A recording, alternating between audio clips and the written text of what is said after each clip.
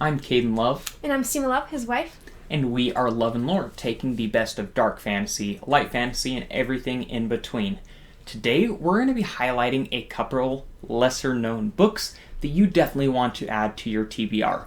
To be fair, you might have heard of these, but a lot of these are going to be not as noticed. These aren't Wheel of Time, Game of Thrones, Brandon Sanderson, Sarah J. Maas. These are ones that you definitely need to check out, maybe you heard in passing.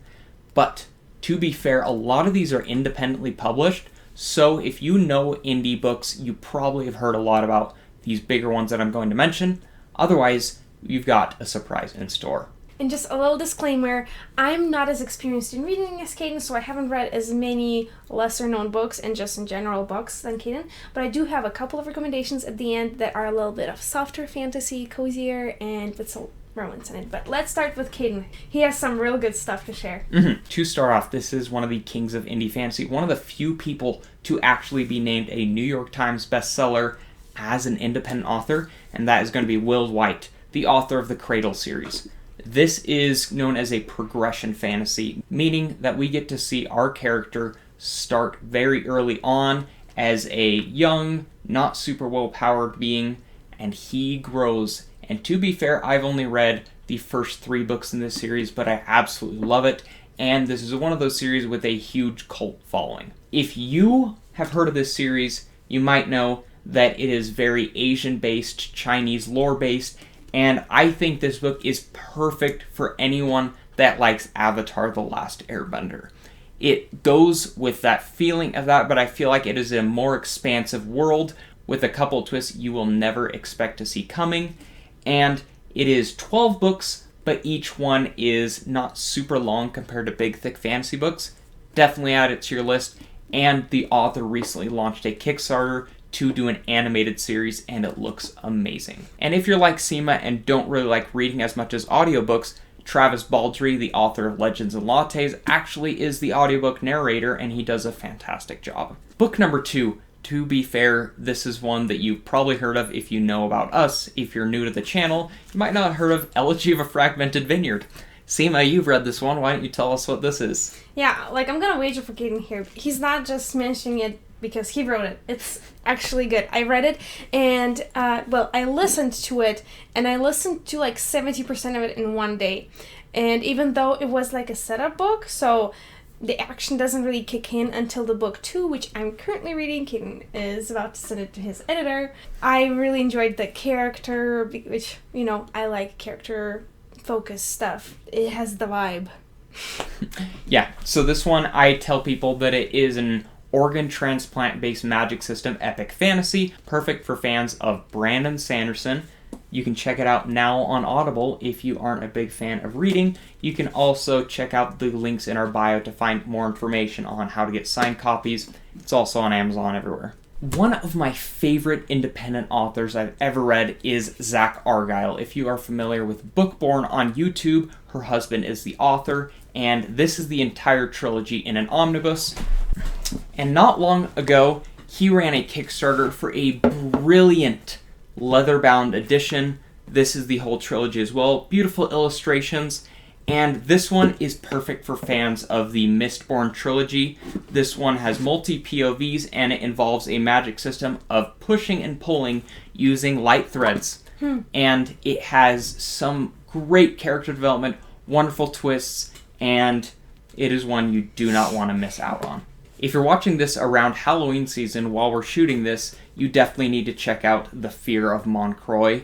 This is a standalone in a world of interconnected continents, but this is by Brian Asher. It is so good, very reminiscent of Castlevania. There is some mystery there, but it is an awesome epic vampire book, and it is just a little over 200 pages, one that you have to read this Halloween season. Okay, book number 5, this is for you fans of dark fantasy, especially if you like Game of Thrones. Zamiel Akhtar wrote the Gunmetal God series. Book 4, Dark Drinker, just recently came out, and I'm super excited to get to it. What is this? This is an Arabic-inspired dark fantasy with epic wars and Lovecraftian gods in the background. Very dark twists and turns. This book 1 is one of my favorite books I've ever read. It is so well done, And if you like Joe Abercrombie, George R. R. Martin, or any other dark fantasy, you definitely need to add this to your list.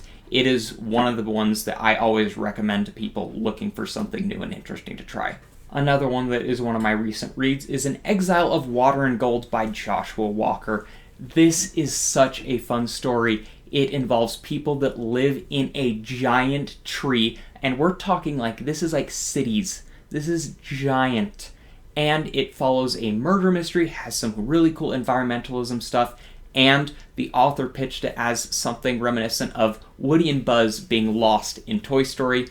Kind of same thing happens here, but I don't want to get into any spoilers. There are anthropomorphic weasels. There are so many things, especially with a light-based magic system based on bioluminescence. You do not want to miss this one out. This is a very recent release, and you can go to Josh Walker's website to get the rest of the gods for free. Another great indie fantasy book, if you've heard of the SPFBO, which is the self-published competition run by Mark Lawrence, author of Prince of Thorns and many other books. The recently picked finalist Adrian Gibson wrote Mushroom Blues. This is a fungal punk noir detective story in which there's a population of people that are half mushroom. So many great things here, and if you love true detective, any crime-solving mystery, you need to check this out. And like I said, this is fungal punk, so it is a play on cyberpunk.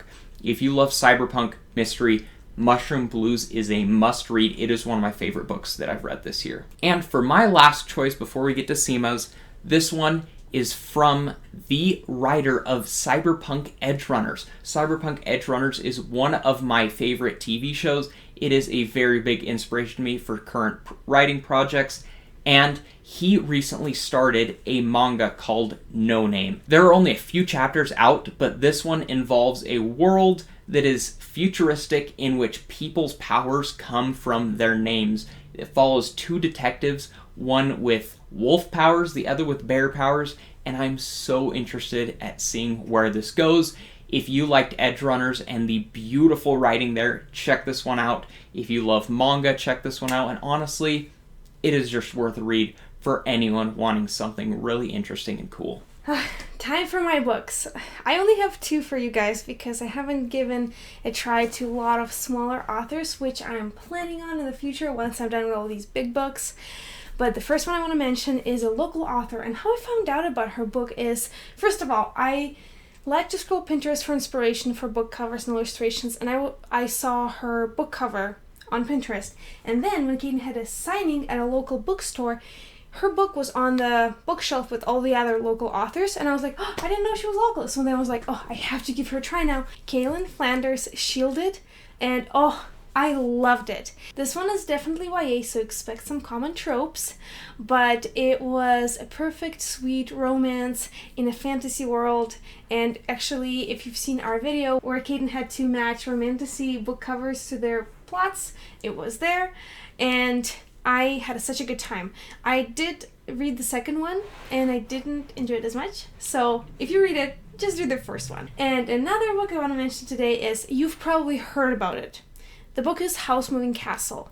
The reason why I'm mentioning this is a lot of people who love the movie by Ghibli, they haven't given a try to the book for some reason, and it is amazing. The book honestly feels like its own thing. The characters are very different from the Ghibli interpretation. They have different personalities. It just feels a lot different, but just on its own, if I'm not connecting it to the movie at all and I'm reading it as its own book, I love it so much. I think it's written more to like middle grade readers, so it has a lot of warm fuzzies, and it's a perfect summer book that I like to reread sometimes, so please give it a try. Well, we hope you guys found some books to add to your list, and let us know if there are any books that we should check out that we probably haven't heard of.